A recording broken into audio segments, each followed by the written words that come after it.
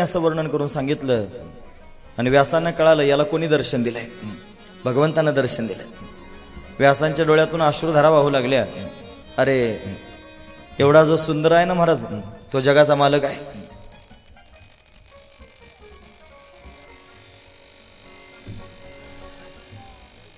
मालकानं तुला दर्शन दिलंय, ऐक तो कोण आहे मी तुला सांगतो। त्याच्याच 24 अवतारांची कथा त्याची मी रचना केलेली आहे, ती कथा मी तुला सांगतो। तुला सांगावी अशीच माझी इच्छा होती, म्हणून त्यानंच तुला इथपर्यंत बोलून आणलंय। कोणताच मनुष्य स्वतःच्या इच्छेनं कुठे जाऊ शकत नाही, भगवंतानं कृपा केली की बरोबर तिथे जातो। या कथेच्या मंडपात तुम्ही येऊन बसलात ना, ते सुद्धा भगवंताच्या कृपेनेच तुम्ही आलात, त्यानंच तुम्हाला ओढून आणलंय। त्याचाच मनोगत आहे की तुम्ही हे ऐकावं आणि तुमच्या मनामध्ये ते प्रवेश करून जावं, म्हणून तर आपण इथपर्यंत आलो। शुकाचार्यांना त्या ठिकाणी महाराज प्रत्यक्ष भगवंताचं दर्शन झालं। व्यासदेवांनी त्या ठिकाणी त्या शुकाचार्यांची स्थिती पाहिली। प्रश्न विचारला होता ना शौनकादिक ऋषींनी की शुकाचार्यांनी ती कथा का श्रवण केली, का बरं शुकाचार्य ती कथा ऐकत होते? त्याचं उत्तर आहे सवय निवृत्तिरतः सर्वत्र पेक्षो मुनी कस्य वा ब्रह्मेताम आत्माराम समभ्यसत। आत्माराम स्वरूपाला प्राप्त झालेले त्या ठिकाणी शुकाचार्य त्यांनी कथा का शिकावी, त्याचं उत्तर त्यांनी सांगितलं महाराज। आत्मारामस्य मुनयो निर्ग्रथा अप्युरुक्रमे अहेतुक्य अकर्तृत्व भक्ती इत्तद्भूतम गुणो हरिही। भगवंताच्या गुणांनी शुकाचार्यांना वेधून घेतलं आणि म्हणून शुकाचार्य महाराज त्या ठिकाणी भगवंताची कथा श्रवण करण्याकरिता प्रवृत्त झाले। भगवंताचे गुणच असे आहेत महाराज जे जीवाला वेधून घेतात, त्यांना वेधून घेतलं परमात्म्यानं, म्हणून त्यांनी कथा श्रवण केली, कथा शिकले। दुसऱ्या प्रश्नाचं उत्तर मिळालं की शुकाचार्यांनी ती का शिकवली, शुकाचार्यांनी विचारली म्हणून त्यांना शिकवली, त्यांना वेधून घेतलं देवानं, म्हणून त्या ठिकाणी ती कथा श्रवण करण्याकरिता बसले। तिसरा प्रश्न होता शुकाचार्यांनी ती राजा परीक्षितीला का सांगितली, कोण आहे हा राजा परीक्षित? हा राजा परीक्षित म्हणजे त्या ठिकाणी महाराज पांडवांचा नातू आहे, पांडवांचा नातू। अर्जुनाचा असणारा मुलगा अभिमन्यू आणि अभिमन्यूचा असणारा त्यांनी पुत्र परीक्षित, उत्तरेचा मुलगा, त्याच्या आईचं नाव होतं उत्तरा, असा परीक्षित धर्मात्मा होता। पण त्याच्याकडून एक अपराध घडला, त्यानं मेलेला साप घातला महाराज ब्राह्मणाच्या गळ्यात, शमीक ऋषींच्या गळ्यात। त्यांचा मुलगा रागावला आणि रागावून शाप देऊन टाकला, ज्यानं कोणी मेलेला साप माझ्या वडिलांच्या गळ्यामध्ये घातला असेल, आजपासून 7व्या दिवशी तक्षक नावाचा सर्पदंश होऊन त्याचा मृत्यू होईल। इतिलंघित मर्यादा तक्षक सप्तमे हने दंशस्ति स्म कुलांगारम चोदितो मे तदद्रुहम। फार सुंदर वर्णन आहे की 7 दिवसात मरेल तक्षक नावाचा सर्पदंश होऊन। आणि मग राजा त्या ठिकाणी उद्विग्न झाला, काय करू, मला लवकरात लवकर मरायचंय, म्हणून त्या ठिकाणी मरण डोळ्यासमोर दिसतंय। राजा व्याकुळ झाला, सर्वस्वाचा त्याग केला, वल्कल वस्त्र परिधान करून राजा भगवती गंगेच्या काठावर गेला आणि मग त्या ठिकाणी भगवंताचा धावा करू लागला। भगवंताला करुणा आली आणि देवानं त्या ठिकाणी शुकाचार्यांना पाठवून दिले। शुकाचार्यांच्या समोर त्यानं साष्टांग प्रणिपात केला, हात जोडून विनवणी करू लागला, हे हरि की कथा सुनाने वाले, हरि का दरस दिलाने वाले, तुमको लाखों प्रणाम, तुमको लाखों प्रणाम। कथा सुनाने वाले, हरि का दरस दिलाने वाले, तुमको लाखों प्रणाम, तुमको लाखों प्रणाम। हम भूल रहे थे वन में, बल खो बैठे थे तन में, हम भूल रहे थे वन में, बल खो बैठे थे तन में, तुमने आकर बल जगाकर जीवन कर दिया निहाल। हरि की कथा सुनाने वाले, हरि का दरस दिलाने वाले, तुमको लाखों प्रणाम, तुमको लाखों प्रणाम। हरि की कथा सुनाने वाले, हरि का दरस दिलाने वाले, तुमको लाखों प्रणाम, तुमको लाखों प्रणाम। हम भूल रहे थे वन में, बल खो बैठे थे तन में, तुमने आकर बल जगाकर जीवन कर दिया निहाल। हरि की कथा सुनाने वाले, हरि का दरस दिलाने वाले, तुमको लाखो प्रणाम. नमस्कार केला. शुकाचार्यांना उंच आसनावर बसवलं आणि प्रश्न विचारू लागला. अहोआद्य वयम ब्रह्मण सत्सव्या क्षत्र बांधवा कृपया अतिथी रूपेन. तुम्ही अतिथी होऊन माझ्या समोर आलात. मला सांगा, लवकरात लवकर मरणाऱ्या माणसाच्या मुक्तीचा उपाय काय आहे? मला त्या ठिकाणी मी पाप केलंय, पापाची त्या ठिकाणी महाराज साक्ष देतात, पाप केल्याची कबुली देतात महाराज. लोक पुण्य करतात आणि लोकांना सांगतात आणि पाप करून झाकून ठेवतात. पण वस्तुस्थिती अशी आहे, पाप केलेलं सांगत जावं आणि पुण्य झाकून ठेवत जावं. तीर्थयात्रा करायला गेले लोक की ते माऊंद करतात. माऊंद हा माऊंद शब्द नाही, अपभ्रंशित शब्द आहे माऊंद. संस्कृताच्या दृष्टीने जर पाहिलं तर मा वद, मा म्हणजे नको आणि वद म्हणजे बोलू. तुझे पुण्य करून आलास ना ते लोकांच्या समोर सांगू नको, मा वद. पण आपण लोकांनी त्याचा अपभ्रंश करून टाकला. माऊंद ते पत्रिकाच छापतात माऊंद्याच्या, ते म्हणतात माऊंद या तीर्थप्रसाद आले या. आणि जेवढे लोक तीर्थप्रसाद घेऊन जातात ना सगळे याचं पुण्य पण घेऊन जातात महाराज. पण पुण्य करायचं असेल तर गुपचूप ठेवावं, कोणासमोर सांगू नये. पण पाप मात्र लोकांच्या समोर सांगत जावं, असं माऊंद त्या ठिकाणी करतात महाराज. पुण्य लोकांना सांगून टाकतात. काही अपभ्रंशित शब्द आहेत. देवाला आंघोळ घालतात त्याला काय म्हणतात? भांडं असतं ते घंगाळ. घरी आंघोळी करता असतं ना महाराज भांडं, त्याला काय म्हणतात? घंगाळ. ते घंगाळ नाही, त्याचा खरं नाव आहे गंगाजळी. काय नाव आहे? गंगाजळी. ज्याच्यात गंगाजळ साठवलं जातं त्याला म्हणतात गंगाजळी. आता गंगाजळी गंगाजळी म्हणता म्हणता लोकांनी त्याचं घंगाळच करून टाकलं. म्हणजे गंगाळ नाही त्याचं नाव, त्याचं नाव आहे गंगाजळी. असे अपभ्रंशित शब्द असतात. तसं ते मावद, बोलू नकोस, पण लोकांनी त्याचं माऊंद करून टाकलं. पुण्य सांगू नये आणि पाप लोकांच्या समोर सांगावं. राजानं पाप सांगितलं स्वतःचं. आणि जो खरं सांगतो ना महाराज, साधू संत त्याच्यावर कृपा करतात. काही लोकांच्या समोर गेलं की खरं बोलत जाव, डॉक्टरच्या समोर गेलं की खरं बोलत जाव, त्याच्यासमोर खोटं बोललं की चुकीचं औषध देईल, नाही ते रिॲक्शन व्हायची. आणि वकिलाच्या समोर गेल्यावर खरं बोलत जा, कारण त्याला लढायचं ना तुमच्या बाजूनं. वकिलाचं खरं नाव आहे झगडपट्टू. जुनं नाव आहे. कोणी वकील असेल तर त्यांना माहित असेल. वकिलाला झगडपट्टू म्हणतात. त्यांच्या अंगात ते काळे कपडे असतात ना, काळा कोट असतो. म्हणतात त्या काळ्या कोट्याला मागच्या बाजूने खिशे असायचे, मागच्या बाजूने, पुढून नव्हते, मागच्या बाजूने खिशे असायचे. आणि तो त्या ठिकाणी त्याच्या त्या पार्टीच्या बाजूने त्या ठिकाणी बोलायचा ना, मग त्याचं बोलणं जर त्या ठिकाणी प्रभावी ठरलं, दोन वकील एकमेकाची मतं त्या ठिकाणी मांडायचे आणि झगडायचे ना महाराज, तो झगडतोय या पार्टी करता म्हणून त्याचं नाव झगडपट्टू.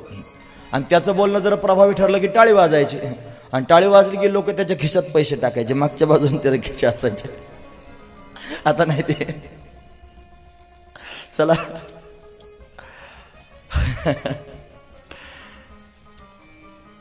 काय काय गोष्टी आहेत महाराज, काय सांगा. खरं सांगत जावं वकिलाच्या समोर गेल्यावर, डॉक्टरच्या समोर खरं सांगत जावं. तसं साधू संतांच्या समोर गेल्यानंतर सुद्धा खरं सांगत जावं. मी असं वागलोय, मी असं जगलोय, मी असा आहे, माझा स्वीकार करा. माझं मागचं त्या ठिकाणी मी तुमच्या समोर सांगितलंय. मी अनावधानानं, चुकीनं, अज्ञानानं असं वागून गेलोय. मला कळत आहे मी वाईट वागलोय, पण तुम्ही संत मायबाप आहात, माझ्यावर कृपा करा, मला सांभाळा. आणि मग त्या ठिकाणी अशी विनंती केली. परिणाम काय झाला आहे का, शुकाचार्य प्रसन्न झाले आणि शुकाचार्यांनी राजाच्या मस्तकावर हात ठेवला. महाराज मस्तकावर हात ठेवला. तो मस्तकावर हात ठेवल्याबरोबर चमत्कार झाला. शुकाचार्यांनी त्या ठिकाणी हात ठेवल्यावर राजाच्या हृदयामध्ये भगवंताची चतुर्भुज असणारी मूर्ती प्रत्यक्ष प्रगट झाली.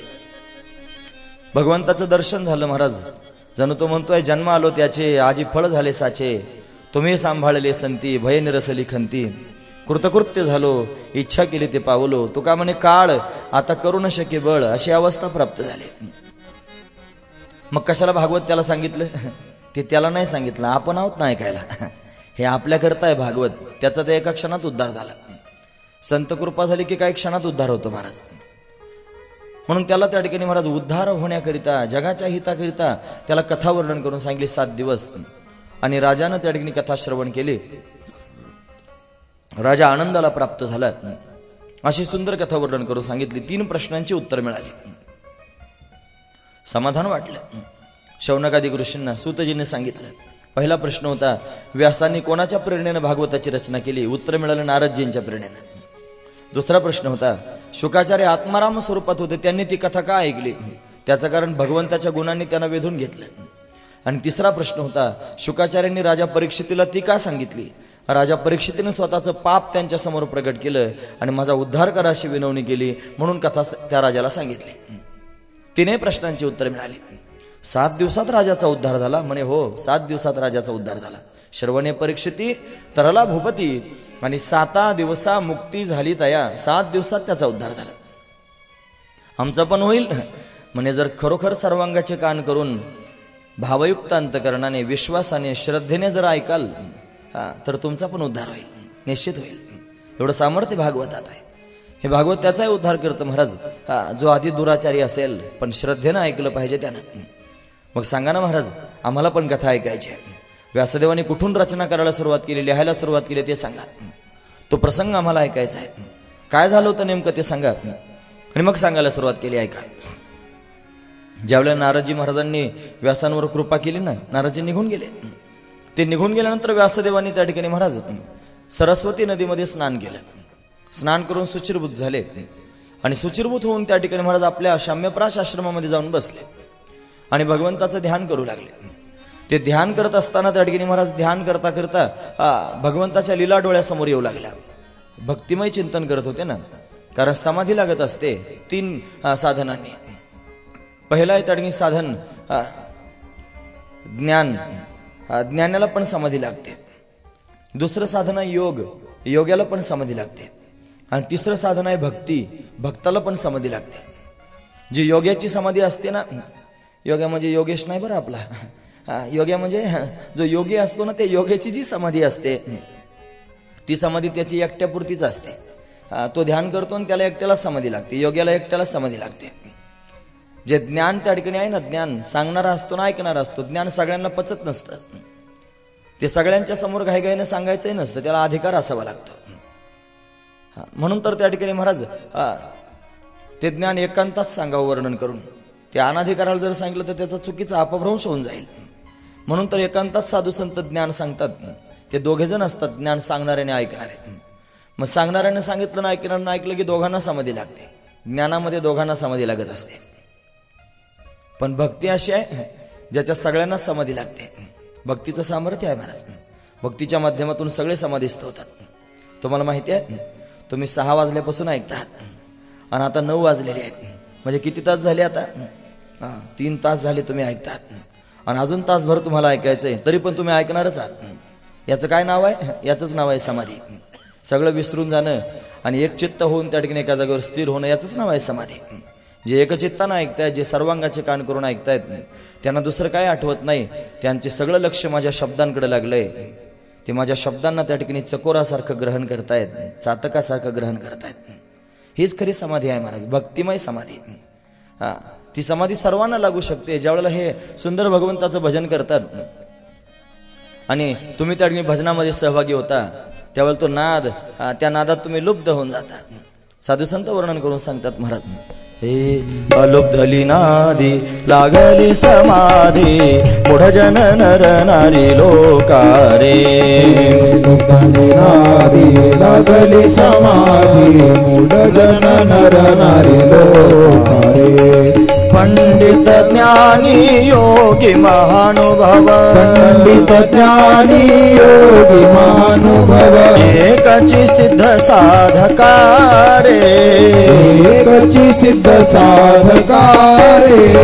नाचते आनंद कलोळी पवित्र, गाणी नामावळी रे.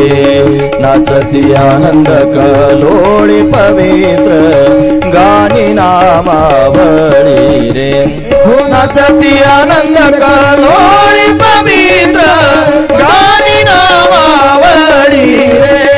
नाचती आनंद कलोळी पवित्र, गाणी नामावळी रे.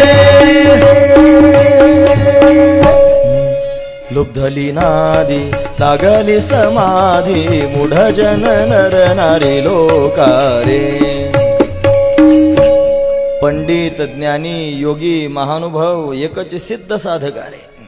सगळ्यांना एकच समाधी, भक्तिमय समाधी. व्यासदेवजी महाराज त्या ठिकाणी महाराज भगवंताचं चिंतन करू लागले.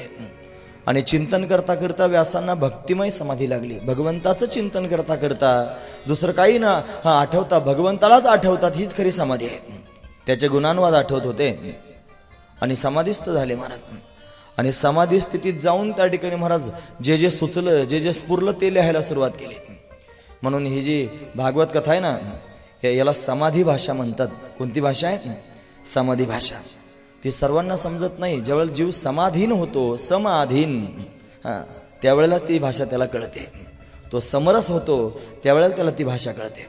जर आपण समरस झालो नाही तर आपल्याला ती भाषा कळत नाही. त्याचं कारण ती भाषाच मुळात समाधीची भाषा आहे. ती सर्वांना कळण्यासारखी नाही. म्हणून समरस होऊ नये का, म्हणून समान चित्त कोणत्या त्या ठिकाणी ऐका, त्याच्यामध्ये प्रवेश करा. ही परमहंस संहिता आहे. 2 प्रकारचे परमहंस आहेत, एक ज्ञानी परमहंस आणि एक भक्त परमहंस. व्यासदेवजी महाराज त्या ठिकाणी ज्ञानी परमहंस आहेत, शुकदेवजी महाराज भक्त परमहंस आहेत. भक्तिमय त्या ठिकाणी समाधी. व्यासदेव त्या ठिकाणी महाराज भगवंताची भक्ती प्रस्थापित करणार आहेत. जे ज्ञान संपन्न आहेत आणि भक्ती प्रगट करतायत त्यांना समाधी अवस्था प्राप्त झाली. भगवंताची लीला आठवता आठवता सगळ्यात आधी महाभारतातला प्रसंग आठवला. तुम्ही ऐकतात ना सर्वजण? लक्षपूर्वक ऐका.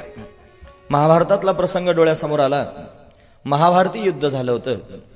ते महाभारती युद्ध कौरव आणि पांडवांमध्ये झालं होतं. कौरव पांडव दोघांमध्ये युद्ध झालं होतं. एक पार्टी फार चांगली होती आणि एक मोठी भयंकर होती महाराज. दोन स्वभावाचे होते, धर्मराज आणि दुर्योधन. म्हणतात दुर्योधनाला सांगितलं होतं जा एखादा चांगला माणूस शोधून आण. सकाळपासून हिंडत होता, उपाशी तपाशी फिरला आणि संध्याकाळी आला घरी. दुर्योधनाला एकही चांगला माणूस सापडला नाही. आणि धर्मराज युधिष्ठिराला सांगितलं होतं जा एखादा वाईट माणूस शोधून आण. देवानं सांगितलं. तो गेला, दिवसभर फिरून आला, पण एकही वाईट माणूस सापडला नाही. का बरं असं झालं असेल? त्यांची नजर तशी आहे ना महाराज, त्यांची दृष्टी तशी आहे. दुर्योधनाला कोणी चांगलं दिसतच नव्हतं. जे माणसं स्वतः चांगली नसतात ना त्यांना जगात कोणी चांगलं दिसत नाही. त्यांना सगळे त्याच्यासारखेच त्या ठिकाणी वाटतात. दुर्योधनाला सगळेच वाईट वाटत होते. तो त्याच्या नजरेने पाहत होता ना. धर्मराजाला एकही वाईट माणूस सापडला नाही. तो म्हणला सगळे चांगलेच आहेत. का बरं? अहो तो चांगल्या नजरेने पाहतो ना. बऱ्याच वेळेला पारमार्थिक माणसाची अशीच गफलत होते. तो पारमार्थिक माणूस सगळ्या जगाकडे पाहताना सगळ्यांना आपल्यासारखं समजतो. त्याला वाटतं आपण चांगले आहेत ना, मग सगळं जगच चांगलं आहे. म्हणून तर लोक त्याला नेमकं फसवतात. पारमार्थिक माणसाची, खऱ्या परमार्थ करणाऱ्या माणसाची फसगत का होते माहिती आहे? त्याचं कारण तो जगाला आपल्यासारखं समजतो म्हणून लोक त्याला फसवतात. भोळा भाबडा असतो. हा महत्वाचा विचार आहे. असे 2 होते महाराज आणि दोघांमध्ये युद्ध होतं. भगवंतानं पांडवांची बाजू घेतली होती.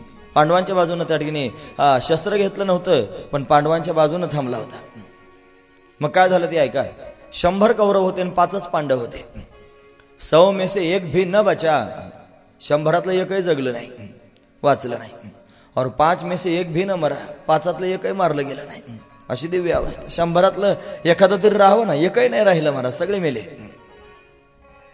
दुर्योधन शेवटचा राहिला होता. तो मरायच्या स्थितीत होता. त्याच्या मांडीवर भीमाची गदा बसली होती. भीम मोठा भयंकर होता. त्या द्रौपदीला आणलं होतं ना भर सभेत त्या ठिकाणी विवस्त्र करण्याकरिता. त्यावेळी दुर्योधनानं सगळ्या लोकांच्या समोर मांडी उघडी केली होती आपली. आणि सगळ्यांच्या समोर त्या दुःशासनाला म्हणत होता हिला विवस्त्र कर, माझ्या मांडीवर आणून बसव, हिचं वस्त्र हरण कर. एवढा दुष्ट होता महाराज दुर्योधन. भीमानं त्या ठिकाणी हाताच झाला होता ना, हरले होते ना. म्हणला हे बघ, जर जगलो वाचलो ना तुझ्या त्याच मांडीवर गादा मारीन. भीमानं प्रतिज्ञा केली होती. आणि क्षत्रिय धर्म असं सांगतो की कमरेपासून खाली त्या ठिकाणी आघात करायचा नाही. युद्ध करत असताना कमरेपासून खाली मारायचं नाही. तरी प्रतिज्ञा केली होती. देवाला त्याची प्रतिज्ञा खरी करायची होती. म्हणतात धर्मराजाकडे गेला होता दुर्योधन एकदा. त्याने शकुनी मामाला विचारलं होतं माझं शरीर पोलादी होण्याकरिता काय करू. तो म्हणला तुला खरं जर ऐकायचं असेल तर धर्मराजाकडे जावं लागेल. शत्रूकडे, जो त्या ठिकाणी शत्रू आहे त्याच्याकडे पाठवलं. धर्मराज खोटं बोलत नाही ना म्हणून विचारलं दादा माझं शरीर मला पोलादी करायचं, काय करू रे. म्हणे हे बघ तुझी आई तपस्वी आहे गांधारी, तिनं जर त्या ठिकाणी डोळ्याची पट्टी सोडून तुला पाहिलं नखशिखांत, पोलादी होशील. खरं सांगितलं. शत्रूला सुद्धा खरं सांगून टाकलं. असा धर्मराज गेलं महाराज. ते अर्ध्या रात्री आईला त्या ठिकाणी म्हणायला गेलं आई मला असं सांगितलं. ती म्हणली ये अर्ध्या रात्री ये, मी तुला पाहीन म्हणे. तो निघाला. देवाला काळजी पडली. म्हणजे हे जर पोलादी झालं तर पांडवांना मारील ना उद्या, मग काय करायचं. मग याला कृष्णनीती म्हणतात. काय म्हणायचं? कृष्णनीती. देवानं त्या ठिकाणी महाराज माळ्याचं रूप धारण केलं. माळ्याचं टोकरीभर फुलं घेतले, त्याचे हार तयार केले, रस्त्यानं त्या ठिकाणी चालायला सुरुवात केली. नेमकी गाठ पडली दोघांची. नागवात चालला होता. म्हणे दुर्योधना कुठं जातोस रे? मला काय नाही, आईकडे चाललोय म्हणला. तिने डोळ्याची पट्टी सोडून मला पाहायचं ठरवलंय, तिच्या समोर जातो म्हणे बावळाटा.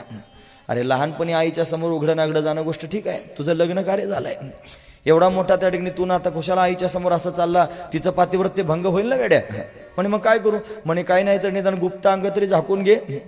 म्हणे कशाने झाकू? म्हणे हार आहेत ना माझ्याकडे फुलाचे, एक कमरेला बांधा आणि बाकीचे गुंडाळे सगळीकडे. गुप्त अंग झाकून घेतले आणि आईच्या समोर गेला. तिने डोळ्याची पट्टी सोडली आणि त्याला नखशिकांत पाहिलं आणि पाहिल्याबरोबर तिच्या मुखातून शब्द बाहेर पडले, दुर्योधना तुझा घात झाला. म्हणे कसं काय? कोणी भेटलं होतं का रस्त्यात? तो म्हणे एक माळी भेटला होता. माळी, माळ्यावर देव फार खुश आहे महाराज. असं आहे, माळी भेटला होता. पण त्यानेच सांगितलं असं त्या ठिकाणी करायचं. म्हणे मग तुझं सगळं अंग आता पोलादी होईल, पण त्या ठिकाणी कमरेपासून गुडघ्यापर्यंतचा जो भाग आहे तेवढा कच्चा राहील. तेच त्याचं मरायचं कारण ठरलं महाराज. युद्ध होऊ लागलं. भीमाची गदा नेमकी तिथंच पडली. व्याकुळ झाला, मरणासन्न अवस्था निर्माण झाली. मरत नव्हता, त्याचा जीव जात नव्हता महाराज. फार वाईट होता, त्रस्त होत होता, हातपाय खोडत होता, पण मरण येत नव्हतं. अशी त्याची अवस्था होती. अश्वत्थाम्या त्या ठिकाणी महाराज सेनेचा सेनापती झाला होता. भीष्माचार्य त्या ठिकाणी शरपंजरी पडले होते ना, ते बाणाच्या शय्येवर पडले होते, ते सेनापती होते. आणि ते शरपंजरी पडल्यानंतर त्या ठिकाणी हा सेनापती झाला होता. ते ज्या वेळेला शरपंजरी पडले ना, त्यावेळेला हा दुर्योधन त्यांच्या समोर सोन्याची झारी घेऊन गेला होता पाणी पाजायला. म्हणे तहान लागली असेल, पाणी प्या. म्हणे तुझं काळं कर इथून, माझ्या समोर थांबू नकोस, तुझ्यामुळंच हे सगळं त्या ठिकाणी घडलंय. माझ्या डोळ्यासमोर येऊ नको, चल चालता हो, तुझ्या हातचं पाणी मी पिणार नाही. भीष्माचार्य त्या ठिकाणी दुर्योधनाच्या हातचं पाणी पिले नाहीत महाराज, सोन्याच्या झारीत घेऊन आला होता. जा म्हणे इथून, निघून जा. ते भीष्माचार्य शरपंजरी पडले. आणि आता मात्र त्या ठिकाणी महाराज युद्ध जवळजवळ थांबण्याच्याच विचारात होतं. दुर्योधन मेला म्हणजे युद्ध थांबणारच होतं. पण अश्वत्थामा त्या ठिकाणी तिथे गेला. द्रोणाचार्यांचा मुलगा होता. अश्वत्थामा त्या ठिकाणी गेला आणि म्हणला, महाराज दुर्योधन रडत होता. म्हणे काय रडतात? म्हणे काय रडू नको, मग काय करू? माझे सगळे मारले गेले. एखादा पांडव मेला असतं तर मला बरं वाटलं असतं. माझे 100 भाऊ मारले गेले. तो मला मी आहे ना अजून, मी मारतो म्हणला पांडवांना जाऊन. म्हणजे एवढ्या दिवस युद्ध चालू, त्याच्यात तुझ्याच्याने काय झालं नाही, आणि आता त्या ठिकाणी मारशील होय, तुम्हाला काय करायचं? म्हणलं मी जातोच. द्रोणाचार्यांचा मुलगा आहे, ब्राह्मण पुत्र आहे, पण वृत्ती बिघडली महाराज, खराब झाली वृत्ती. मारण्याकरिता निघाला. इकडे युद्धविराम झाला होता. आणि युद्धविराम झाल्यानंतर येथे आईला पाणी द्या. युद्धविराम झाल्यानंतर त्या ठिकाणी महाराज भगवान पांडवांच्या राहुटीत गेले. आणि पांडवांच्या राहुटीत गेल्यानंतर त्या ठिकाणी महाराज पांडवांना म्हटले, मला तुमच्याशी काही बोलायचं उद्याच्या युद्धाविषयी, माझ्याबरोबर चला. पांडव आणि द्रौपदी त्यांच्याबरोबर जायला निघाली. पांडवांची 5 मुलं, 5 पांडवांपासून द्रौपदीला झालेली 5 मुलं, ती 5ही मुलं तिथंच होती. देवाने सांगितलं चला ना आमच्या बरोबर. ते म्हणे नको देवा, फार दमलो, फार झोप आली, आता झोपलं पाहिजे. म्हणे अरे चला, आताशी 9:15 वाजले, अजून 10 वाजेपर्यंत वेळ आहे.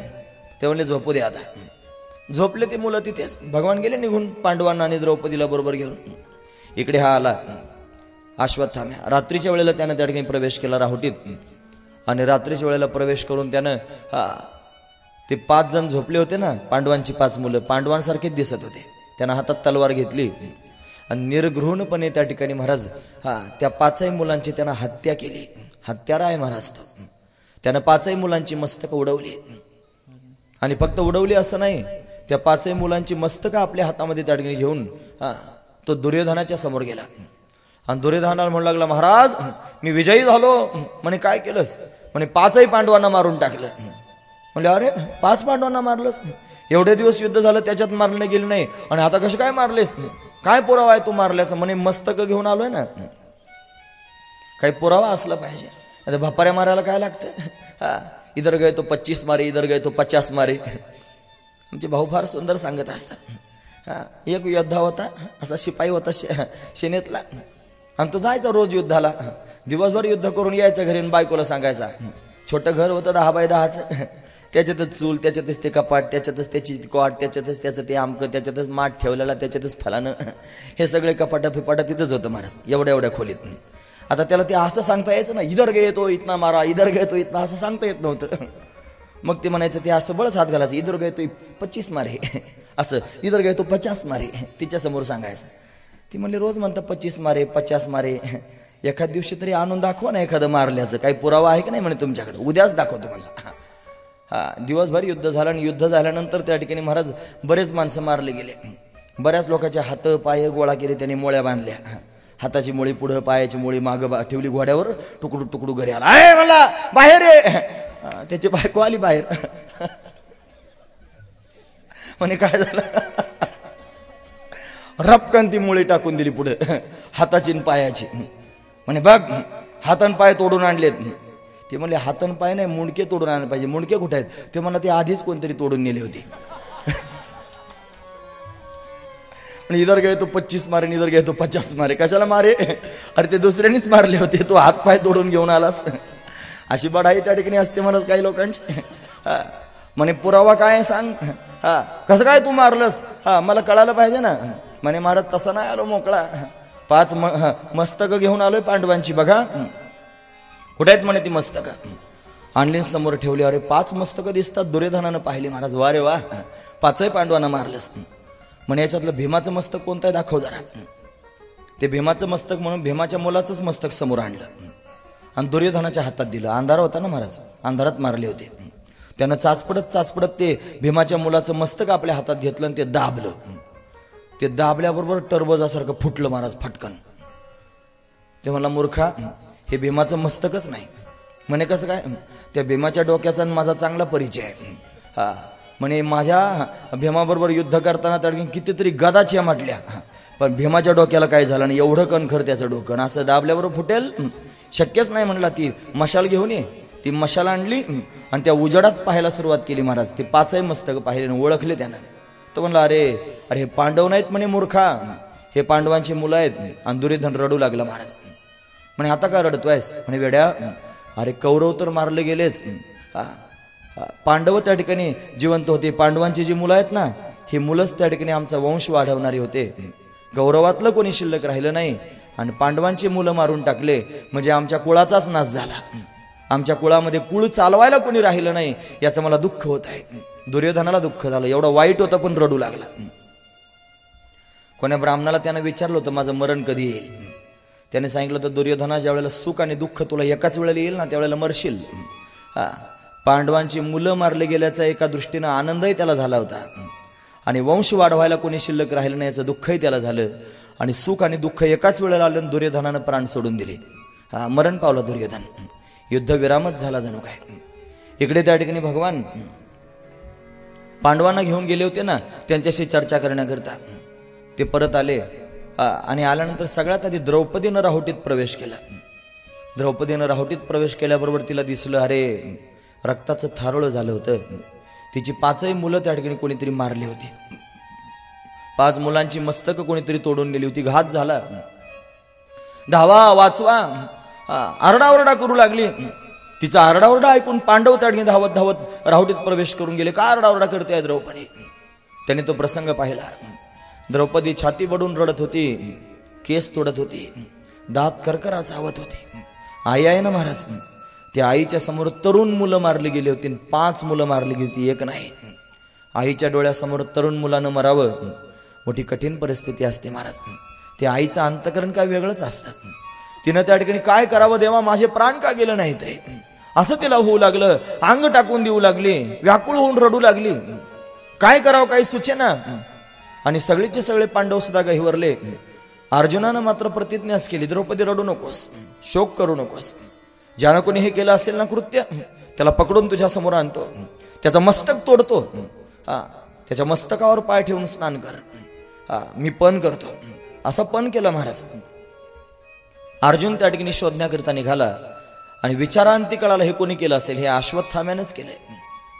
हा अश्वत्थामा त्या ठिकाणी द्रोणाचार्यांचा मुलगा, त्याची आई कृपी, जी कृपाचार्यांची बहीण आहे कृपी, त्याला शोधण्याकरिता जाऊ लागले. त्या अश्वत्थाम्याला कळालं हा अर्जुन मला शोधतोय. लपून बसला व्यासांच्या आश्रमात. ललकारला तिथून बाहेर आला आणि आल्यानंतर त्यानं स्वतःचं संरक्षण करण्याकरिता अर्जुनावर ब्रह्मास्त्राचा प्रयोग केला. अर्जुनावर ब्रह्मास्त्राचा प्रयोग झाल्याबरोबर अर्जुनानं स्वतःचं संरक्षण करण्याकरिता ब्रह्मास्त्र चालवलं दोन ब्रह्मास्त्रांची टक्कर होणार आणि जगाचा प्रलय होतो की काय असं वाटू लागलं. व्यासदेवांनी मध्यस्थी केली आणि सांगितलं, थांबव अर्जुना, त्या अश्वत्थाम्याला ब्रह्मास्त्र सोडता येतं, त्याला परत घेण्याची विद्या नाही. त्याला ती परत घेता येत नव्हतं, सोडताच येत होतं फक्त. तुला मात्र दोन्ही करता येतं. तुम्ही ऐकतात ना सर्वजण, द्रोणाचार्यांनी अर्जुनाला जी विद्या शिकवली ती कोणालाच शिकवली नाही. ती स्वतःच्या मुलाला सुद्धा शिकवली नाही. म्हणून तर त्या अश्वत्थाम्याला राग होता की अर्जुनाला माझ्या बापानं सगळ्या विद्या शिकवल्या आणि यानंच त्याला मारलंय. माझ्या बापाला मारलंय अर्जुनानं, स्वतःच्या गुरुला मारलंय अर्जुनानं, म्हणून तर सूड घ्यायचा होता, म्हणून तर त्यांचे मुंडके कापून टाकले होते मुलांचे. एवढा त्या ठिकाणी दुराचारी होता अश्वत्थामा. मग ब्रह्मास्त्र परत घेतले आणि अश्वत्थाम्याला पकडलं आणि पशुवत म्हणजे जनावरासारखा बांधला रथाला आणि फरफटतच ओढायला सुरुवात केली. महाराज द्रौपदी शोक करत होती, रडत होती. तिथे ते रडणं सुरूच होतं, पण तिने दुरून पाहिलं अश्वत्थाम्याला फरफटत आणलंय म्हणून तिनं रडणं बंद केलं आणि बंद करून सांगू लागली, तात त्याला वाचवा, त्याला सोडा, त्याला मारू नका. अर्जुन तर पाहतच राहिला. द्रौपदीच्या पोटात दया उत्पन्न झाली. दया, जिचे 5 मुलं मारलेत ज्यांनी, त्याच्याविषयीची दया, त्याला मारू नका. अर्जुन जवळ आला आणि द्रौपदीला विचारलं, द्रौपदी डोकं जागेवर आहे का? अगं यानेच तुझे मुलं मारलेत 5 आणि त्याला सोडून दे म्हणतेस, त्याला मारू नका म्हणतेस, का म्हणतेस सांग. सांगितलं, तो ब्राह्मण आहे आणि वर्णानाम ब्राह्मणो गुरु.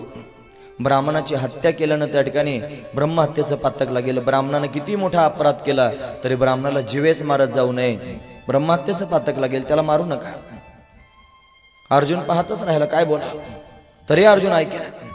मग त्या ठिकाणी सांगितलं, मारू नका, तो तुमच्या गुरुचा मुलगा आहे आणि गुरु मरण पावल्यानंतर गुरूंचा मुलगाच गुरुच्या जागेवर मानावा, हा नियम आहे. म्हणून खऱ्या अर्थानं तो तुमचा गुरुच आहे, त्याला जर माराल तर गुरु हत्येचं पातक लागेल, मारू नका. तरी अर्जुन ऐकेना. मग सांगायला सुरुवात केली, अहो हा त्याच्या आईचा एकुलता एक मुलगा आहे. ज्या वेळेला द्रोणाचार्य मारले गेले त्यावेळेला कृपी सती जाण्याकरिता निघाली होती. पण असा अजून एक नियम आहे, जिचा मुलगा करता धरता असेल त्या आईनं त्यांनी सती जायचं नाही. पती मरण पावल्यानंतर जर सांभाळायला कोणी नसेल तर सती जाणं योग्य आहे, त्यावेळेचा नियम सांगतो. हा, पण मुलगा जर करता धरता आईला सांभाळू शकत असला तर तिनं सती जायचं नाही. याच्या जीवावर जिवंत आहे, सती गेली नाही, म्हणून हा त्याच्या आईचा आधार आहे, त्याला मारू नका. तरी अर्जुन ऐकेना.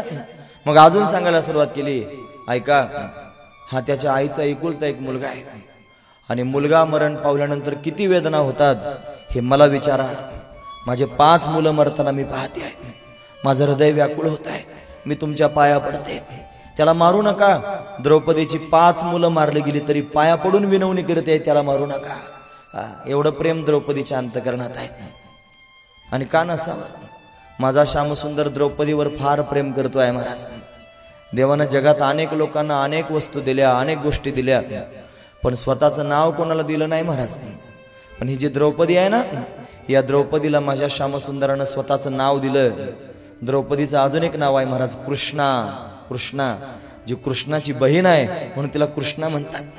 देवानं तिचं एवढं कौतुक केलं महाराज, तिला स्वतःचं नाव दिलं. का बरं माहिती आहे काय एवढा भगवान तिच्यावर प्रेम करतोय? कारण तिच्यामध्ये त्या ठिकाणी हे दिव्य असणारे गुण आहेत. तिचं बोलणं धर्मानं युक्त होतं, तिचं बोलणं न्यायानं युक्त होतं, तिचं बोलणं करुणेनं युक्त होतं, तिच्या बोलण्यामध्ये निष्कपट भाव होता, तिच्या बोलण्यामध्ये समस्वभाव होता, तिच्यामध्ये उदारता होती. या 6 गुणांनी युक्त असणारं तिचं जीवन आहे द्रौपदीचं, म्हणून तर ती भगवंताला प्रिय आहे. तुम्ही ऐकतात ना सर्वजण, का सांगतोय कशाकरिता?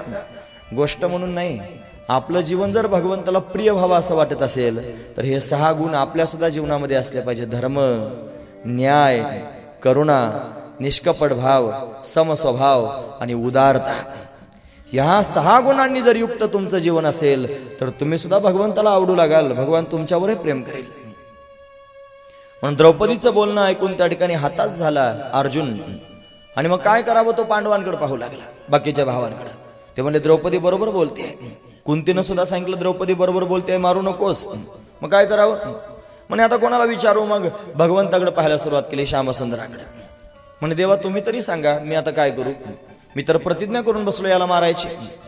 आणि मग मात्र त्या ठिकाणी महाराज भगवंतानं सांगायला सुरुवात केली, अर्जुना ऐक, ब्रह्मबंधुर न हंतव्य, आतताई वधारहण, जो ब्राह्मण आहे त्याला कधीच मारू नये, आणि जो आतताई आहे त्याला मारल्याशिवाय राहू नये. आतताई शब्दाचा अर्थ असा होतो, जो दुसऱ्याच्या स्त्रीला पळवून नेतो तो आतताई, जो दुसऱ्याच्या लहान लहान मुलांना मारतो तो आतताई, जो दुसऱ्याचं घर उद्ध्वस्त करतो तो आतताई, जो लोकांचं उभं पीक जाळून टाकतो तो आतताई, जो ब्राह्मणाची हत्या करतो तो आतताई, जो गो हत्या करतो तो आतताई. असे आतताई आहेत महाराज, 6 प्रकार आहेत त्याचे. असा आतताई असेल तर त्याला जिवंत ठेवू नये, आणि ब्राह्मण असेल तर त्याला जीवेच मारू नये. मग काय करावं? अर्जुन म्हणला, वारे वा देवा, तुमचा नियम मोठा विलक्षण आहे. हा दोन्ही पण आहे, हा ब्राह्मण पण आहे, हा आतताई पण आहे. यानं मुलं मारली, काय करू नेमकं? याला मारू की जिवंत ठेवू? प्रश्नच पडला. आणि मग भगवंताच्या बोलण्यातला भाव अर्जुनाला कळाला की हा आतताई आहे, याला मारलं पाहिजे, आणि ब्राह्मण आहे त्याला मारू नये. मग काय करायचंय? याचं ब्राह्मणत्व नष्ट केलं पाहिजे. त्याला जन्मताच एक मणी होता महाराज कपाळावर, अश्वत्थाम्याला. अर्जुनानं सर्वांच्या समोर पाहता पाहता बाणाच्या टोकानं तो मणीच काढून घेतला. त्याच्या कपाळ मस्तकावर त्या ठिकाणी महाराज 5 शेंड्या काढल्या, आणि असा बेदम मारला, त्याचं जानवं तोडून टाकलं, आणि असा बेदम मारला महाराज भयंकर, फक्त मरायचाच शिल्लक राहिला होता एवढा मारला. निर्लज्ज होता. अशा मरणासन्न अवस्थेमध्ये उठून चालू लागला, आणि चालता चालता हसू लागला, हसत हसत जात होता रस्त्यानं, एवढा निर्लज्ज. कोणीतरी विचारलं, एवढं मरूस तर मारलं तरी हसतो आहेस, म्हणे लाज वाटत नाही? मला मरू द्या, केसच कापले ना डोक्याचे, येतील परत. मणी काढून घेतला कपाळाचा, जाऊ द्या म्हणला, काढला तर काढला. जानवं कापला म्हणून काय झालं, परत धारण करीन. पण पांडवांच्या वंशाला दिवा लावायला कोणी शिल्लक ठेवलं नाही, कर्तबगारी करून आलो म्हटला. याच पांडवांनी माझ्या बापाला मारले, मला सूड घेतला, बदला घेऊन आलोय म्हटलं. कोणी राहिलं नाही म्हणलं पांडवांच्या वंशात. असं ज्या वेळेला ते बोलणं झालं ना, त्यावेळेला ज्याच्या जवळ बोलला तोच म्हणू लागला, वेड्या ऐक, असं कधी होऊच शकत नाही. त्या पांडवांचं संरक्षण करणारा अनंत कोटी ब्रह्मांडाचा नायक आहे, तो असं कसं होऊ देईल? अरे ज्या वेळेला तो अभिमन्यू मारला गेला होता ना, अभिमन्यू, त्यावेळेलाच त्याची पत्नी उत्तरा गर्भवती होती. ती गर्भवती आहे, पांडवांचा वंश तिच्या पोटामध्ये वाढतोय. तुझ्यासारखी किती अश्वत्थामा जमा झाले तरी पण त्या ठिकाणी महाराज अभिमन्यूचा वंश नष्ट करू शकत नाही, कारण भगवान तो सांभाळतोय. त्याचं तोंडच उतरलं महाराज, त्याला भयंकर वेदना होऊ लागली. अरे आता काय करू, आता काहीतरी केला पाहिजे उपाय. तो विचारच करत राहिला. इकडे द्रौपदीची सांत्वना त्या ठिकाणी केली, युद्धविराम झाला होता, पांडवांचा विजय झाला होता, पांडवांना हवं ते त्या ठिकाणी प्राप्त झालं, त्यांचं राज्य त्यांना प्राप्त झालं होतं. आणि अश्वत्थाम्यानं त्या ठिकाणी विचार करून करून शेवटी महाराज त्या ठिकाणी निर्णय घेतला होता की बस आता उत्तरेच्या गर्भावर ब्रह्मास्त्र सोडीन. उत्तरेच्या गर्भावर ब्रह्मास्त्र सोडायची तयारी झाली होती. उत्तरा त्या ठिकाणी कोवळ्या वयाची आहे, छोटीशी उत्तरा, गर्भवती आहे, अतिशय सुंदर आहे, दैदिप्यमान आहे. अभिमन्यू ज्या वेळेला मारला गेला ना, त्यावेळेला ती सुद्धा निघाली होती सती जायला, पण गर्भवती होती ना म्हणून गेली नव्हती. या अश्वत्थाम्यानं त्या ठिकाणी ब्रह्मास्त्राचा प्रयोग केला, तिच्या गर्भावरच ब्रह्मास्त्र सोडलं.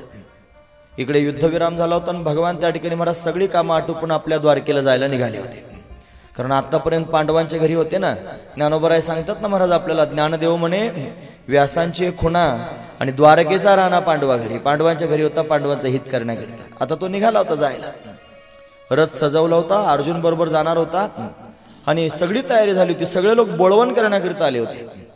देवाने एक पाय रथामध्ये ठेवायला सुरुवात केली आणि इतक्यात देवाच्या कानावर शब्द येऊ लागले, पाहि पाहि महायोगिन देव देव जगतपते नान्यम त्वद्भयत पश्येत यत्र मृत्यू परस्परम.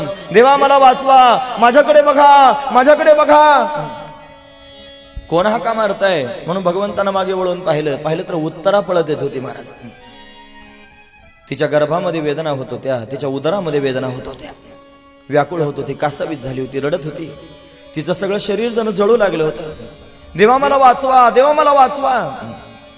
भगवंतानं पाहिलं आणि रथात पाय ठेवायचा तो मागे घेतला आणि उत्तरेच्या समोर गेले. काय झालं उत्तरे, काय रडारडा करतेस? देवा मला वाचवा, माझं सगळं शरीर जळत आहे, माझ्या उदरामध्ये वेदना होत आहेत. मला त्या ठिकाणी फार त्रास होतोय, माझं बाळ जणू काय कोणीतरी त्यांनी मारण्याचा प्रयत्न करताय, मला वाचवा.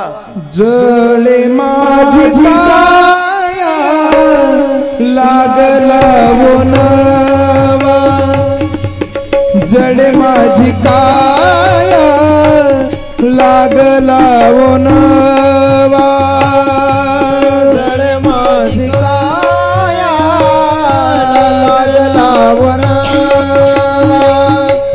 जळे माझी काया लागला वनवा, हो जळे माझी काया लागला वनवा, जळे माझी काया लागला वनवा, जळे माझी काया लागला वनवा, जळे माझी काया लागला वनवा. धावरे केशव माय बाबा माय बाबा माय बाबा, धावरे केशव माय बाबा माय बाबा माय बाबा, हो धावरे केशव माय बाबा माय बाबा माय बाबा, धावरे केशव माय बाबा माय बाबा माय बाबा, जळे माझी काया लागला वनवा, जळे माझी काया लागला वनवा, जळे माझी काया लागला वनवा, जळे माझी काया लागला वणवा, धावरे केशवा माय बापा. भगवंताचा धावा करू लागले. हे उत्तर आहे ना महाराज, अनन्य भक्त आहे. अनन्य शब्दाचा अर्थ काय होतो माहिती आहे तुम्हाला? अन्यस्य आश्रय त्याग हा अनन्य. हा दुसऱ्याचा आश्रय टाकून एकाचाच आश्रयाला जाणं, याला म्हणायचं अनन्य. तेव्हा तुझ्याशिवाय दुसरं कोणी नाही मला आता. खरं तर त्या ठिकाणी महाराज आपल्यावर संकट आले की सगळ्यात आधी आपल्या तोंडात नाव येतो आई ग, बाप रे. आई बाप डोळ्यासमोर येतात. तिला आई आठवली नाही, बाप आठवला नाही, कोणी आठवलं नाही महाराज.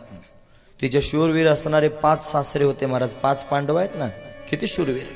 ते सासरे आठवले नाही, त्यांना शरण गेली नाही, ती भगवंताला शरण गेली. कारण ती भगवंताची भक्त आहे महाराज. कृष्ण शरणम कृष्ण शरणम कृष्ण शरणम त्राहि मां, राम शरणम राम शरणम राम शरणम त्राहि मां, कृष्ण शरणम कृष्ण शरणम कृष्ण शरणम त्राहि मां, राम शरणम राम शरणम राम शरणम त्राहि मां, कृष्ण शरणम कृष्ण शरणम कृष्ण शरणम त्राहि मां, राम शरणम राम शरणम राम शरणम त्राहि मां, कृष्ण शरणम कृष्ण शरणम कृष्ण शरणम त्राहि मां, राम शरणम राम शरणम राम शरणम त्राहि मां, कृष्ण शरणम कृष्ण शरणम कृष्ण शरणम त्राहि मां, राम शरणम राम शरणम राम शरणम त्राहि मां, कृष्ण शरणम कृष्ण शरणम कृष्ण शरणम त्राहि मां, राम शरणम राम शरणम राम शरणम त्राहि मां, कृष्ण शरणम कृष्ण शरणम कृष्ण शरणम त्राहि मां, राम शरणम राम शरणम राम शरणम त्राहि मां. हे कृष्ण शरणम कृष्ण शरणम कृष्ण शरणम त्राहि मां, राम शरणम राम शरणम राम शरणम त्राहि मां. देवा मला सोडवा. धावा करू लागली. भगवंताच्या समोर जाऊन उभे राहिले. भगवंताने तिचं ते बोलणं ऐकलं आणि काही क्षणात भगवंताला कळालं हे का होत आहे, तिला काय त्रास होतो आहे. देवाला काही सांगावं लागत नाही महाराज, तो सर्वज्ञ आहे. त्याला कळालं की हे अश्वत्थाम्यानं केलंय. भगवान मनोमन म्हणू लागले, अश्वत्थाम्या काय वाईट आहेस रे.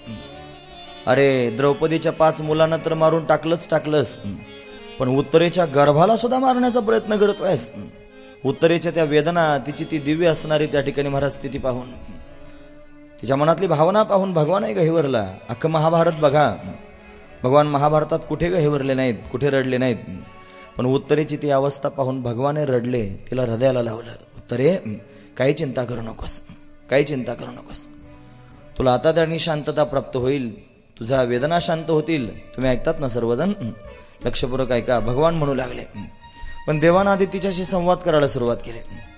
म्हणे माझा स्वभाव असा आहे, तुला माहित नसेल कदाचित, एखाद्याला जर काही द्यायचं असलं तर मला आधी काहीतरी घ्यावं लागतं. आधी काहीतरी घेतो आणि मग काहीतरी देत असतो. घेसी तेव्हा देसी, ऐसा असेसी उदार. आता तुला अभय द्यायचंय, तुला निरामय स्थिती प्राप्त करून द्यायची आहे, तुला आरोग्य प्राप्त करून द्यायचंय, मग तू मला काहीतरी दिलं पाहिजे. आधी काहीतरी दे, मग मी तुला आरोग्य प्राप्त करून देतो. उत्तर पाहतच राहिले महाराज. म्हणे देवा, हे काय घेण्याची देण्याची वेळ आहे, माझे प्राण जाण्याची वेळ आली आहे. मी त्या ठिकाणी मरणासन्न अवस्थेत आहे आणि तुम्ही त्या ठिकाणी मला म्हणता काहीतरी घेतो आणि तेव्हा काहीतरी देतो. भगवान परत म्हणले तुला जगण्याची एवढी अपेक्षा आहे, कशाकरिता जगायची अपेक्षा करतेस? तुझा पती मरण पावलाय, तो पती मरण पावल्यानंतर जगायची अपेक्षा करतेस. उत्तरा बोलू लागली, देवा खरं सांगू, ज्या दिवशी माझा पती मरण पावला त्याच दिवशी ही उत्तरा सुद्धा मरण पावली. मला जगायची इच्छा नाही. ही उत्तरा त्या ठिकाणी जगण्याची अपेक्षा करीत नाही. मला जगायचं नाही देवा, मला तर पांडवांचा वंश वाढवायचा आहे, जो माझ्या उदरामध्ये त्या ठिकाणी मी सांभाळून ठेवलाय. त्याला वाचवण्याकरिता मला त्या ठिकाणी जगायचं आहे. भगवंताला कळालं तिच्या मनातला भाव शुद्ध आहे, निर्मळ आहे. मग त्या ठिकाणी म्हणू लागली, देवा काय मागता आहात? तुम्हाला काय हवंय मला सांगा. माझ्यात जर योग्यता असेल, देण्याची पात्रता असेल तर निश्चित मी तुम्हाला देईल. तुम्ही मागा, तुम्हाला काय हवंय. उत्तरा म्हणते आहे देवाला. कधी कधी असाही प्रश्न येतो महाराज की देव भक्तांना म्हणतो मागा, पण त्याच्यापेक्षा भक्त देवाला म्हणतात माग, तुला काय पाहिजे, तू काय देतोस मी तुला देतो, चल. कधी कधी देवाला सुद्धा भक्तांच्या जवळ जावं लागतं ना मागण्याकरिता. त्यांची सुद्धा त्या ठिकाणी महाराज विनवणी करावी लागते. हे कभी कभी भगवान को अपने भक्तों से काम पड़े, इसीलिए प्रभु रामचंद्र भी केवट जी की नाव चढ़े. कभी कभी भगवान को अपने भक्तों से काम पड़े, इसीलिए प्रभु रामचंद्र भी केवट जी की नाव चढ़े.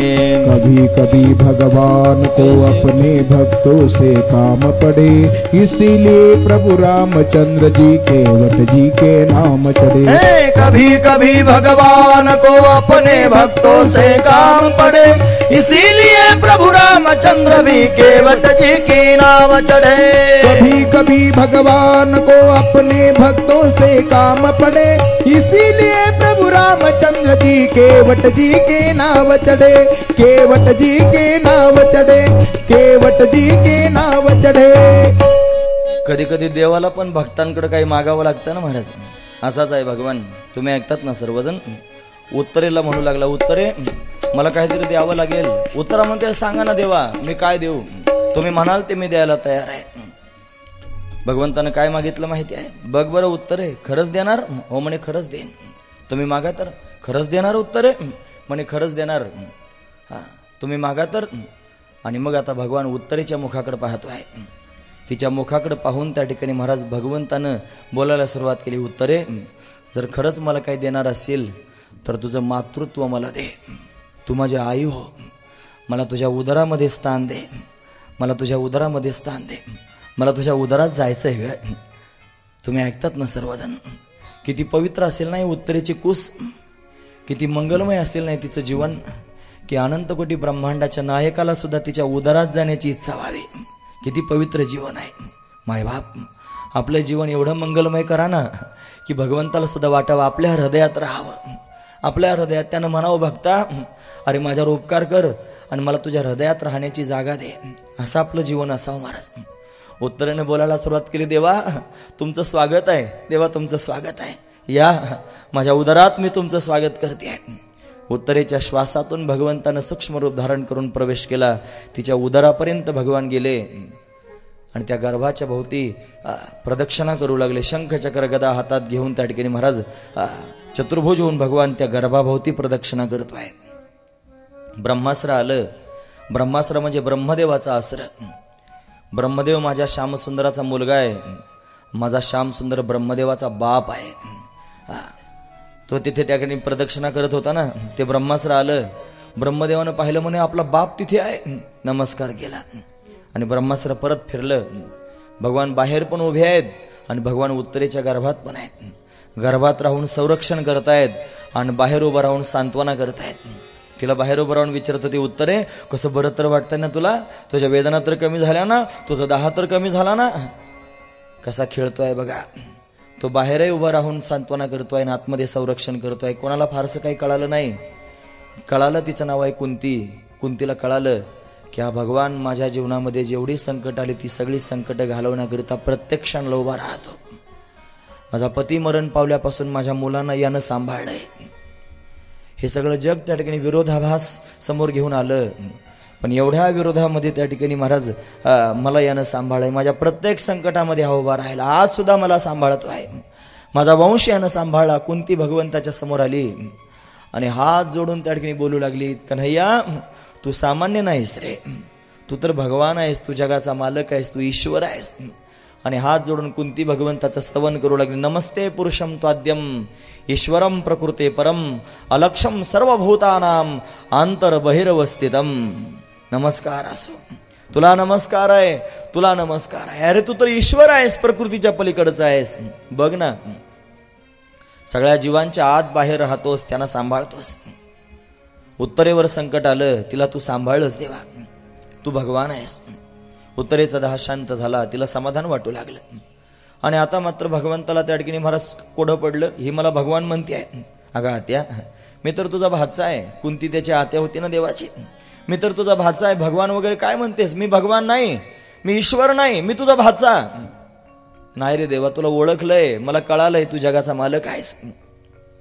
भगवान पांडवांकडे पाहू लागले. अरे जरा तुमच्या आईला काही समजावून सांगा, ही मला भगवान म्हणते आहे. पांडव सुद्धा म्हणू लागले, देवा आमची आई बरोबर म्हणते आहे, तू खरंच देव आहेस. आता सगळेच एकमुखानं म्हणू लागले, तू देव आहेस. मग भगवंताने पवित्रा बदलला. तो म्हणे, ठीक आहे, तुम्ही म्हणतात ना मी देव आहे, मग आहे मी देव. तुम्हाला माहिती आहे भगवान कोणाला म्हणतात? भग शब्दाचा अर्थ होतो गुण, आणि वान म्हणजे गुणवान, जो गुणांनी युक्त आहे त्याला म्हणतात भगवान. ऐका, यश, श्री, औदार्य, ज्ञान, वैराग्य, ऐश्वर हे सहाही गुणवरे वसती जेथ, म्हणून तो भगवंतू, म्हणून त्याला भगवान म्हणतात. जो गुणांनी युक्त आहे, जो भगांनी युक्त आहे, तो भगवान. असा भगवान आहे. मग मी जर भगवान आहे आणि औदार्य माझ्या ठिकाणी आहे, तर माझ्या भक्तांना मी संतुष्ट केलं पाहिजे. मी जाणार आहे माझ्या गावाला, द्वारकेला, पण जाता जाता तुम्हाला काहीतरी देऊन गेलं पाहिजे ना. मागा ना काहीतरी मला, मी तुम्हाला द्यायला तयार आहे. भगवान भक्तांच्या मुखाकडे पाहतो. मागण्याची वास पाहे मुखाकडे आणि चिंतेल्या रोकडे मनोरथ. काहीतरी मागा ना. धर्मराजाकडे पाहिलं, म्हणे दादा तुम्ही मागा काय हवंय? ते म्हणले, देवा मी सत्य धर्म स्वीकारलाय. धर्म न दुसरा सत्य समाना, आगम निगम पुराण बखाना. माझा सत्य धर्म कडेला जाऊ दे. भगवान तथाच तू म्हणाले. अर्जुनाकडे पाहिलं, अर्जुना तुला काय हवंय सांग. अर्जुन म्हटलं, देवा रणांगणामध्ये उद्विग्न झालो होतो. सेन योरू भयोर मध्ये स्थापयित्वा रथोत्तम, असं तुला म्हणत होतो. 2 सेनेच्या मध्ये रथ नेऊन स्थापन केला आणि त्या सगळ्या सेनानी लोकांना पाहिलं. मला वाटलं हे सगळे माझेच आहेत आणि माझेच गोत्रज मला मारायचे. मी व्याकुळ झालो आणि व्याकुळ होऊन त्याने घाबरलो. गांडीवम स्त्रंसते हस्तात त्वक्चैव परिदह्यते. काय करावं काय कळे ना. त्यावेळेला तू मला त्याने गीता तत्वाचा उपदेश केला. मी तुझा शिष्य झालो. देवा मला काहीतरी सांग. शिष्यस्ते हम शाधिमाम त्वाम प्रपन्नम.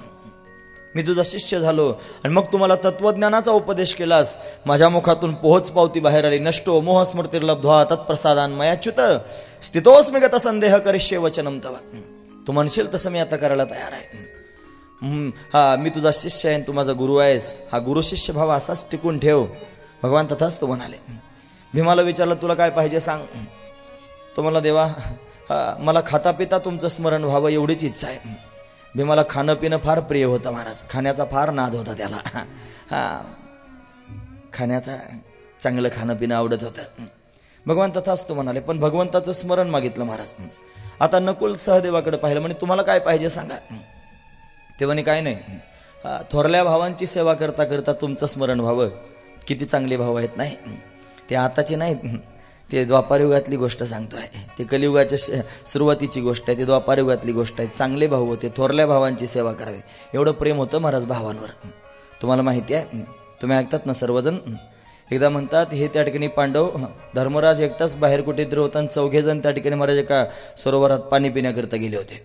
त्या सरोवराचं रक्षण करण्याकरता एक यक्ष होता. ते 4ही भावंड त्या ठिकाणी महाराज पाणी पिले आणि पाणी पिल्याबरोबर गतप्राण झाले 4ही पांडव. आणि धर्मराज एकटाच राहिला. तो यक्ष प्रगट झाला, हसू लागला. मग ते त्या ठिकाणी विचारायला सुरुवात केली, बरेच प्रश्न विचारायला सुरुवात केली यक्षानं. यक्ष प्रश्न त्याला म्हणतात.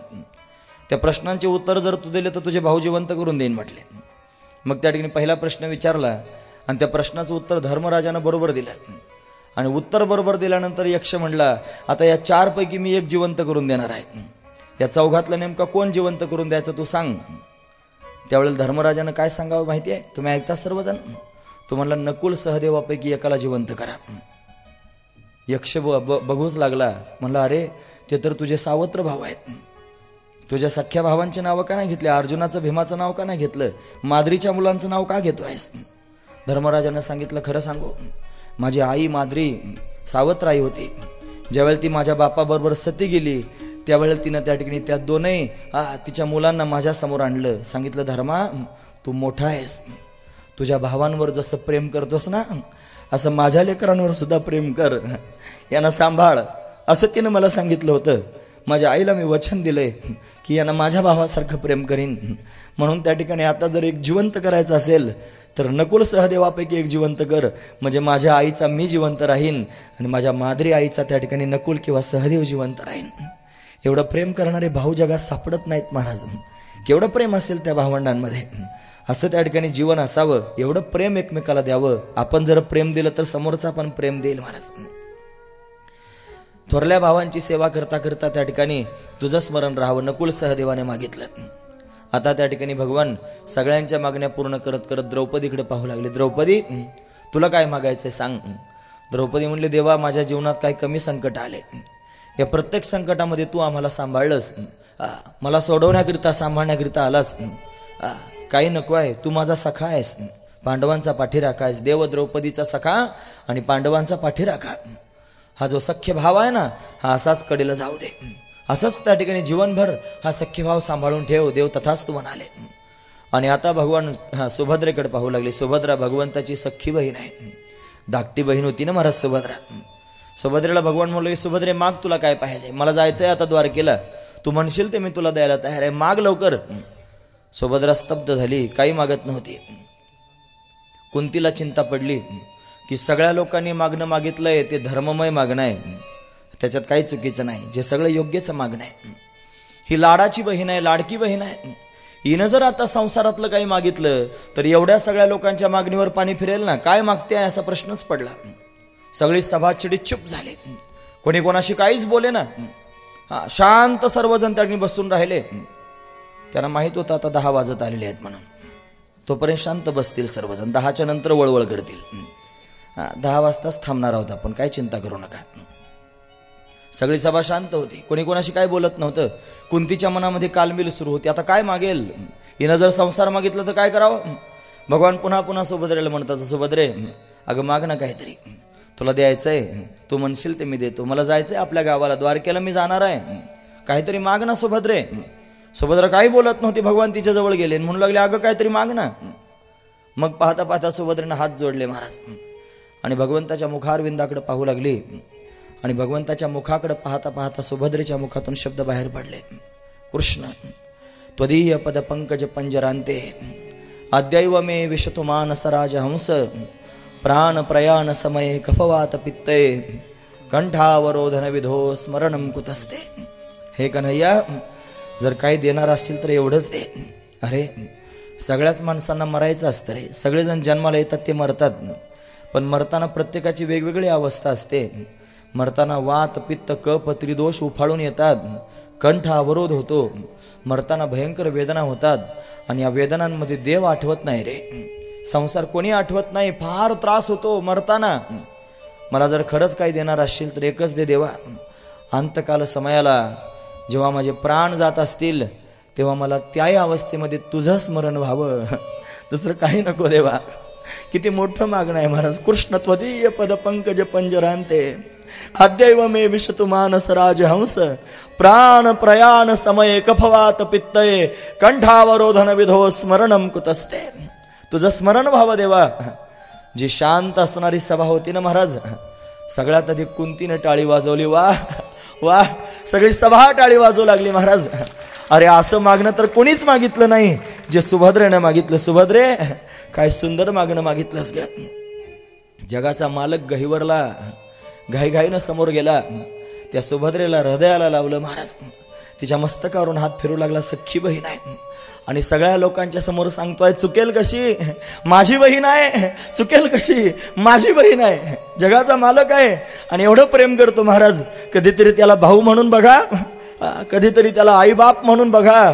तुकोबर आहे, कृष्ण माझी माता, कृष्ण माझा पिता, बहिणी बंधू चुलता कृष्ण माझा म्हणतात. म्हणूनच म्हणतात महाराज, त्याच्यावर प्रेम करून बघा ना. एवढं प्रेम करतो. छातीला हात लावून सांगत होता, चुकेल कशी, बहीण कोणाची आहे, चुकेल कशी, माझी बहीण आहे, असं भगवान म्हणत होता महाराज. केवढा आनंद झाला सुभद्रेला. माझा दादा माझ्यावर किती प्रेम करतोय. सुभद्रे, मी तर तुझ्या जवळच आहे, माझा कधी तुला विसर पडणार नाही, अखंड तुला माझं स्मरण राहील. सुभद्रेला वरदान देऊन टाकलं महाराज. आणि आता भगवान कुंतीकडे पाहू लागले. आत्या, सगळ्यांना ज्याचं त्याचं दिलंय, तुला काय हवंय मला सांग. कुंतीनं पाहता पाहता पदरच समोर केला महाराज. आणि पदर समोर करून कुंती बोलू लागली, देवा, जर काही देणार असशील तर एकच दे. माझ्या जीवनामध्ये संकट दे, माझ्या जीवनामध्ये विपदा दे, माझ्या जीवनामध्ये दुःख दे. भगवान पाहतच राहिले महाराज. आत्या, डोकं फिरलंय तुझं. काय मागतेस माहिती आहे तू? दुःख मागतेस, संकट मागतेस, विपदा मागतेस. विपदा काय चांगल्या असतात आणि आतापर्यंत काय कमी विपदा प्राप्त करून घेतल्यास? तुझं जीवन सगळ्या संकटातच गेलं ग, सगळ्या दुःखातच गेलं. खरं सांगू, या कुंतीचं खरं नाव आहे पृथा. ही त्या ठिकाणी महाराज शूरसेनाची मुलगी होती. लहानपणीच दत्तक दिली होती कुंती भोज नावाच्या राजाला. मग त्याच्या नावावरून तिचं नाव ठेवण्यात आलं होतं कुंती. लहानपणीच आई वडिलांचं छत्र हरवलं, ते दुःख काय कमी आहे? मोठी झाली आणि तुझा विवाह त्या ठिकाणी झाला त्या पांडू बरोबर, जो पांडुर रोगानं ग्रस्त झाला होता. रोग्याबरोबर लग्न करावं लागलं, हे दुःख काय कमी आहे? त्याने दुसरी बायको करून आणली, सवतीबरोबर संसार करावा लागला, हे दुःख काय कमी आहे? त्याच्यातही त्याला शाप प्राप्त झाला. पत्नीचा स्पर्श कामा भावनेनं करशील तर मरशील, पतीचं सुख मिळालं नाही, हे दुःख काय कमी आहे? तरुण वयामध्ये पती मरण पावला, तरुणपणात वैधव्य आलं, हे दुःख काय कमी आहे? तुझ्या 5 मुलांचा छळ त्या ठिकाणी कौरवांनी केला, हे दुःख काय कमी आहे? एवढे संकट जीवनात आले ना अजून संकट मागतेस, का मागतेस सांग? कुंती बोलू लागली, देवा, अरे त्या विपदा नव्हत्या, त्या विपदा तर माझ्या जीवनातल्या संपदा होत्या. विपदा संतु शाश्वत तत्र तत्र जगद्गुरो भवतो दर्शनम यस्याद अपुनर्भव दर्शनम. देवा, अरे ती संकट तर माझ्या जीवनातली वरदानं होते. जेव्हा जेव्हा माझ्या जीवनात संकट आलं, त्या प्रत्येक संकटाबरोबर मला तुझं दर्शन झालं. अरे संकटानं जर देवाचं दर्शन होत असेल तर त्या सुखापेक्षा ते दुःखच चांगलं, की जे दुःख देवाचं दर्शन प्राप्त करून देत असेल. म्हणून मला सुख नको आहे, आगी लागोत या सुखा जने हरी नये मुखा. मला दुःख दे. त्या दुःखात देव त्या ठिकाणी आठवतोय. विपदा संतो न शाश्वत तत्र तत्र जगद्गुरो भवतो दर्शनम यस्यात अपुनर्भव दर्शनम. देवा, मला दुःख दे. आणि खरं सांगू, जे खरे भक्त असतात ना भगवंताचे, त्यांच्या जीवनात पावला पावलाला दुःख असतं, त्यांच्या जीवनात पावला पावलाला संकट असतं, त्यांचं जीवन फार काट्यावरची कसरत असतं. का बरं? हे दुःख आलेलं नसतं, हे दुःख दिलेलं असतं. आणि ते कोणी दिलेलं असतं तर ते जगाच्या मालकानं दिलेलं असतं. का? तर याच्या जीवनात जर सुख दिलं तर मला विसरून जाईल, याच्या जीवनात जर दुःख दिलं तर प्रत्येक पावलाला मला आठवेल. म्हणून भगवान दुःख देतो. जर खरंच भक्त असाल तर दुःखाचा रागराग करू नका, दुःखाचा स्वीकार करा आणि माझ्या देवानं दिलंय असं म्हणा. भगवंताची कृपा होईल आणि प्रत्येक दुःखात देव आठवेल, प्रत्येक दुःखात देवाचं सानिध्य प्राप्त होईल. म्हणून तर कुंतीनं त्या ठिकाणी महाराज दुःख मागितलं. मोठी गोष्ट आहे महाराज. ज्याला माझं बोलणं कळत असेल, त्याला कळत असेल, त्यानं ते स्वीकारावं, त्यानं आपल्या जीवनामध्ये उतरवावं. खरा जो भक्त असतो तो दुःखाला भगवंताचा अनुग्रह समजतो. आणि भगवंताचा अनुग्रह झाला की भगवान खरोखर करुणा करतो, कृपा करतो, भेटतो, दर्शन देतो. भक्त दुःखात देवाच्या जास्त जवळ जातो. सगळ्यांचं मागणं त्या ठिकाणी झालं, भगवंतानं बोलणं त्या ठिकाणी पाहता पाहता बंद केलं. आणि आता त्या ठिकाणी महाराज सर्वजण म्हणू लागले, देवा फार उशीर झाला, आजच्या दिवस इथेच थांबा ना, एवढ्या रात्री कशाला जाता? भगवान त्या ठिकाणी म्हणले, असं का? मला जाऊ नको म्हणतात द्वारकेला सगळेजण, ठीक आहे मी थांबतो. प्रत्येकाला वाटलं मी म्हणतोय थांबा म्हणूनच भगवान थांबले. पण सगळ्यांचं म्हणणं त्या ठिकाणी महाराज हा थांबा होता असं गोष्ट खरी आहे, पण कोणाचं म्हणणं ऐकून थांबला नव्हता, यालाच थांबायचं होतं महाराज. हा महत्वाचा विचार आहे. कारण त्यालाच भक्तांना सोडून जावं वाटत नाही, त्याला भक्तांना सोडून जावं वाटत नाही, त्याला वाटतं सतत भक्तांमध्येच राहावं. म्हणून तर या सुखाकारणे देव वेडावला आणि वैकुंठ सोडवणे संत सदनी राहिला. संतांच्या घरी राहतोय त्याचं कारण हेच आहे, त्याला भक्तांना सोडून राहावं असं वाटत नाही. मी राहणार आहे म्हटला आजची रात्र, उद्या जाईन. कशाकरिता थांबला त्याचं कारण काही वेगळं आहे महाराज, ते सिक्रेट आहे, ते उद्या ऐकायचं आहे, ते आज नाही. आजची कथा इथेच विराम पावती आहे. भगवान थांबलेला आहे, पण सगळ्या लोकांचं म्हणणं ऐकून नाही, वेगळ्या कारणाकरिता थांबलाय. त्याला एका आगळ्या वेगळ्या भक्ताला भेटायला जायचं आहे. त्याला त्या भक्ताची ओढ लागलेली आहे. माझ्या भक्ताला भेटायला जायचंय, माझा भक्त माझी वाट पाहतोय. जेव्हा भक्त भगवंताची वाट पाहतो ना महाराज, त्यावेळेला भगवान जगातली सगळी कामं बाजूला ठेवून भक्ताला भेटायला जात असतो. म्हणून भगवंताची वाट बघा, तुकोबाराय वाट पाहत होते ना, निढळावरी कर ठेवून वाट मी पाहे.